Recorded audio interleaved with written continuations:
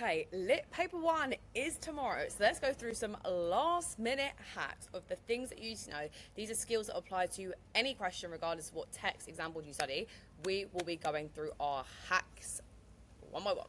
So the first one is an analytical paragraph structure. Now this works particularly for AQA, but you can adapt it depending on the different examples that you are. But we want to be doing 3 of these paragraphs. We want to do an introduction, and we're going to do 3 of these paragraphs and a conclusion. And this stands for point, evidence, technique, analysis, evidence, technique, analysis, context, writer's intentions. So why I have a bit more of a complex structure, so to speak, is because this includes absolutely everything you need in a paragraph. We need a good point. A point is an opening statement. Some people call it a thesis statement. Some people call it a topic sentence. Whatever you want to call it, I call it a point. And this is going to introduce your idea for each paragraph. Now, I don't want you to get confused with an introduction. An introduction introduces the overall idea. So think about it as like a high-level summary. If the question is on ambition, it's going to be summarizing kind of what ambition is. Then the point is specific to that paragraph. So it'll be specific to the quote that you've chosen, the character you're speaking about in the paragraph, the theme you're speaking about in that paragraph, which I'm going to show you how to do in a moment, and that is slightly different. Then what we want to do is we want to have 2 pieces of analysis. So when I want 2 pieces of analysis, it's because I want to be layering analysis. Now you can kind of say that alternatively if your second piece of analysis, or you can say moreover in front of it. We just want to be stacking those different pieces of analysis. So this is our framework for an analytical paragraph structure. Now, for the analysis, so we go back here, where it says analysis, there is a specific way I want you to analyze in the exam tomorrow. Now, most students will just say, this shows, and then they will just be like, yeah, cool, I've analyzed. But actually what we want to do is the what, how, why framework. So what is, we're going to talk about what is the effect of the technique. So every single time you analyze, you must be thinking, okay, what is the effect of the technique? How does it show it and why? So we think about what is the effect of the technique. So for example, we could say intensifies. Let's say, for example, that you might pick out a word and you might talk about the imagery on it. You'd say this intensifies, and then you talk about what does the technique actually do. And I'm going to show you some examples as well. Then we've got how. It's how does it show that? So how does it show what you're saying in the quote? Then you can say this illuminates, or this highlights, or this demonstrates. Any of your eights words or ing words, highlighting, showing, any of those words will work perfectly. Most of you would just do the how part, but having the what, how, why framework allows you to tick off everything the examiner is looking for. Because most students just will say how, and they will technique spot, meaning they'll just put in the alliteration and they'll just leave it there. That's why we want to have what the effect of the alliteration is. What does it do? How does it show that? And then lastly, why? This is the thing that takes you up levels drastically, given your reason behind it. So why? It's like, why have you said that? We can link it to context, we can...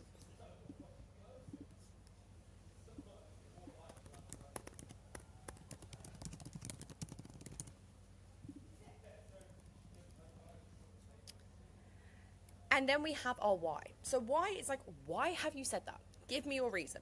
So your how is telling me what it shows, and your why is why you know that. So just think about, normally, like logically how you think through it, your why is your reason of how you come to your how.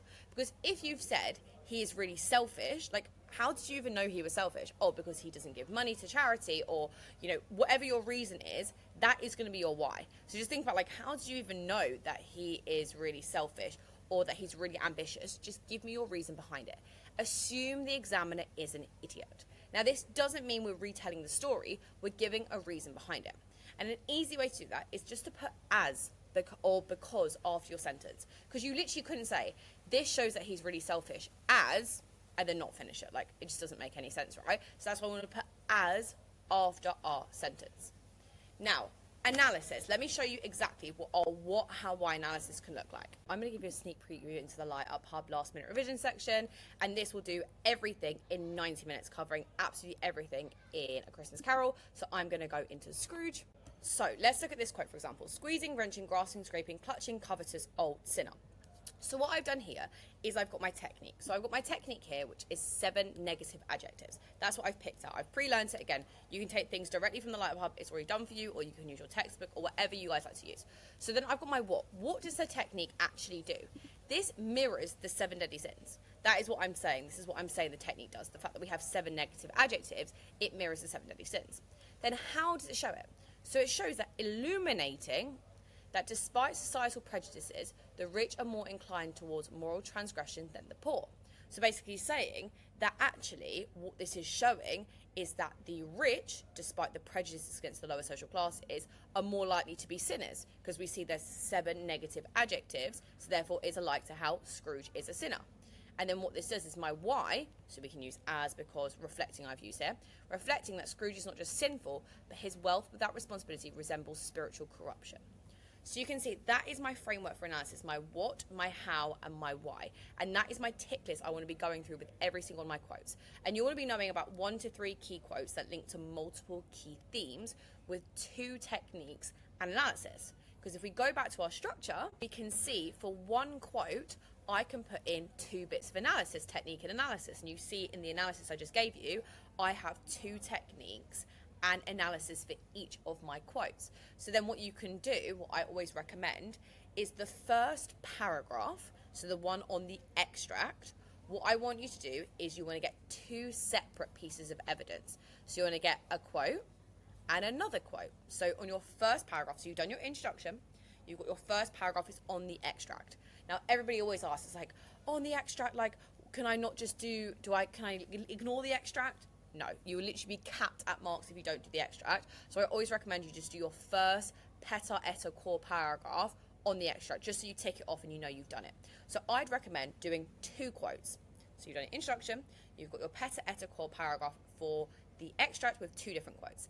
Then for paragraph 2 and paragraph 3, because remember we're going to do 3 of these peta eta core paragraphs, I'm happy for you just to do 1 piece of evidence, like squeezing, wrenching, grasping, stretching, squeezing, wrenching, grasping. Am I actually okay? You know what quote I'm saying? Squeezing, wrenching, ... old sinner. There we go. I'm not going to try and say that again. So what I would do for that one is I just put 1 piece of evidence in, then I do my technique analysis, my 7 negative adjectives, then my analysis and my what, how, why. Then instead of another piece of evidence, I would just do a technique analysis again. So that's absolutely fine. So you can still get a grade 9 or top marks or boost your grade with only 4 quotes in the whole essay. 2 from the extract, 1 in paragraph 2, and another 1 in paragraph 3. That's absolutely fine.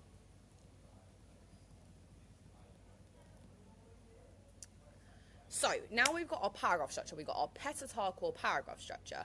We know that we are going to be doing our analysis in the what, how, why framework. So even with the extract, let's say the question that you get from the extract and the paragraph that you're writing.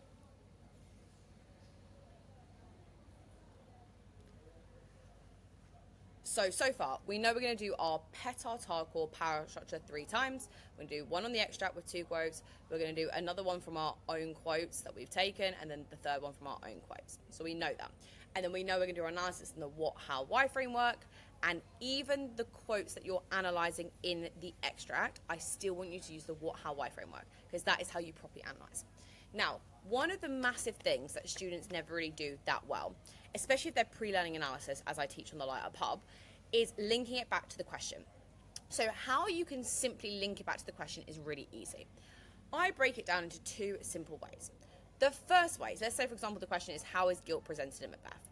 The first thing we want to do is literally use the word from the question. The keyword is literally lifted directly from the question, and I want to be using that constantly. So for example for this is guilt. This word must appear in your point. So remember, we have our point in our paragraphs. We have our point, evidence, technique, analysis, context, rise, intentions. So this must appear in your point. I actually want this word to appear at least 4 to 5 times in your paragraph, because that is showing that you're answering the question. And no, it's not repetitive. It just shows you're answering it. So in your point, I want that. In your analysis, I want that. In your other analysis, I want that. In your context, I want that. In your rise, intentions, I want that. So at least 4 to 5 times, I want the word from the question. Now, how are we going to make sure that we're not repeating ourselves? Because a lot of you will be like, how am I going to make sure that I'm not writing the same thing? We want to have our own point for each paragraph. So when I say my own point, it's kind of like, what is like the mini argument that I'm making for each thing? And this is like your own argument that answers the question. And I would always say doing a key theme or idea. So, for example, violence, responsibility, injustice, fate, repression, whatever it is, I would recommend pre-learning key themes. So for example, in Macbeth, I always teach my Light of Hub students to do VAGUS, which stands for violence, ambition, guilt, gender, appearance versus reality, and supernatural. So what that means is that when you're making your own point in your paragraph, you're going to be constantly linking back to the word from the question and your own point. So this is what you're arguing the writer is doing. So then, just to summarize where this would go, this is going to go in our point. Remember, we're going to have 3 of these points because it's going to look like this. We're going to have our introduction. We're going to have our peta eta core from the extract because we're going to have 2 pieces of evidence from the extract. Then we're going to have our peta ta core, which is just we're going to have 1 quote with 2 techniques. You can see there's 2 techniques in every single one of the paragraphs. We're going to do that again for paragraph 3. So this is where it's going to go. It's going to go in our point, and this is going to help us formulate the rest of our paragraphs. So what we can do, just to put it into practice, the word from the question and the own point. Let's say, for example, in spectacles, it is how is responsibility presented? Responsibility is the word from the question. Then what I would do is I think about my own point, and I'm going to do this 3 times because I've got 3 different paragraphs. I'm thinking older versus younger generation. Then what I'm going to do is I'm going to stay focused on one character. Now, a lot of students do this in different ways. This is just how I recommend and what I've seen to work best with my students. I like to say stick to one character because then you're not getting muddled and talking about too many. So think about word from the question, one key theme that you're arguing throughout, and then a character that you're going to focus on. So you could talk about, for older versus younger generation, you could talk about Mr. Burling and Sheila, or Sheila and Eric, or whoever it is. I would just focus on one character. So just pick one character. So for example, your point would be that Precy presents responsibility as a generational battleground, contrasting the obdurate refusal of the older generation, embodied by Mr. Burling, with the moral awakening of the younger generation. So you can see that I'm focusing on Mr. Burling for this, and my point is about responsibility, because that is the word from the question, and my own point is about older and younger generation. So I'm going to make sure I'm constantly using that. So what I would like to see as well for your paragraphs is I'd like to see the word from the question and the own point, the word from the question at least 4 to 5 times, and your own point at least 3 to 5 times. So every time you really talk about the word from the question, you should be including your own point. And let's look at Macbeth. So how is kingship presented? Just before everyone loses their head about kingship, as everyone does every single year, kingship just means being king. That's all it means. Being king. Simple as. So kingship is obviously the word from the question, so we need to be constantly talking about that. Then what I could do is I could link it to one of my key themes as my own point. I'm going to talk about ambition. So I'm going to focus again on one character. I'm going to focus on one character. So my point could be, Shakespeare constructs ambition as Macbeth's hamartia. Hamartia is a fatal flaw that leads to someone's downfall, driving his usurpation of the throne, which means take it by force, and violation of kingship. So all I'm saying is I've gone, okay, kingship, how can I link it to one of my key themes? I'm going to link it to ambition and Macbeth's ambition to take over that. Cool, and then I've got a really clear idea of what I'm arguing in the whole paragraph, because then I'm going to do one on kingship and ambition. I mean, my second one would be on kingship and violence, because V is my vagus, violence, and then I could link it to Lady Macbeth and how she violently encourages Macbeth to usurp the throne and violate kingship, and then I could do it with Lady Macbeth angle. And then you could also repeat a character as well, guys. You don't have to do a character once, but then you could just change the key theme. So you could think about, okay, Macbeth and kingship and guilt, and how Macbeth's violation of kingship caused his guilt. And therefore you can see I've got a key theme and I've got a character for each of my paragraphs that makes it really clear. How is selfishness presented? So of course, the word from the question is selfishness. Then my own point I'm going to make is one of my key themes I've got from my Light Up acronym is social injustice. So then my point I'm going to make is Dickens constructs selfishness to be the cause of social injustice because moral catastrophe is created by the willful blindness of the privileged. So you can see that I've got selfishness, I've got social injustice, and then I'd go on to talk about a paragraph about Scrooge. So I'm going to keep it really focused with one character, one theme, and then the key word. I'm going to repeat that constantly. Then we've got Romeo and Juliet. How is love presented?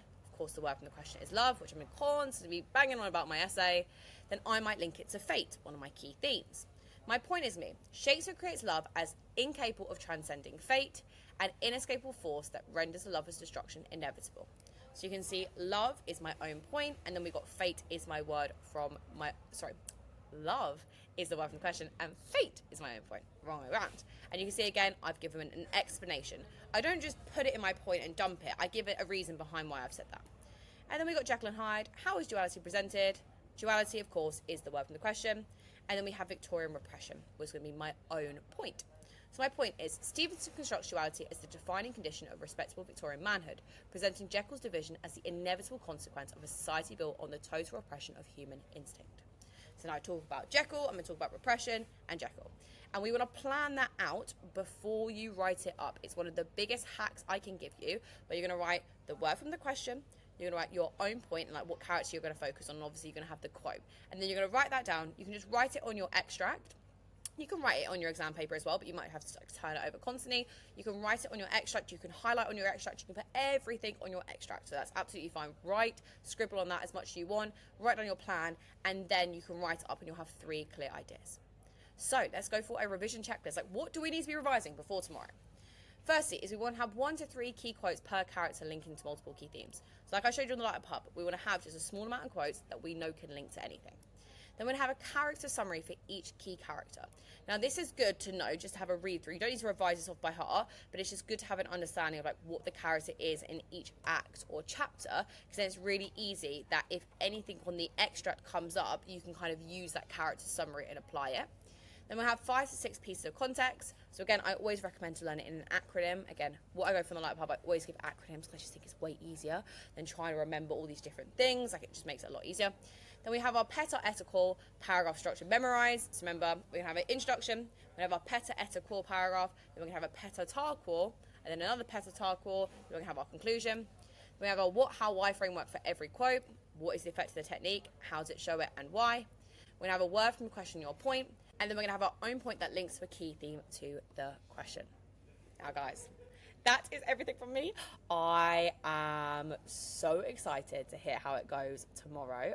Best of luck. You're going to absolutely smash it. Just make sure everything we say, what, how, why for analysis, what, how, why, linking it back to the word from the question, linking it back to your own point, and make sure to plan it. You're absolutely going to smash it. Best of luck. See you later.